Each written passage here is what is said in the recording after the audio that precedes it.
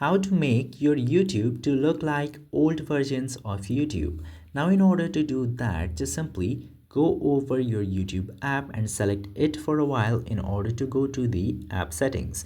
Now after going into the app info or app settings of your YouTube, simply tap to these three dots from the top right corner. After tapping in there, you will get this option of uninstall updates. Tap to uninstall updates and tap to OK in order to delete all of your recent YouTube updates, which will make your YouTube look like old version of YouTube. But if you do this, there is a high chance that you won't be able to use YouTube unless you update it to the latest version again. But if this supports in your device, your old version of YouTube might work in your device. But you can try this if you want. You are not losing any data from your YouTube if you have connected an account with the YouTube.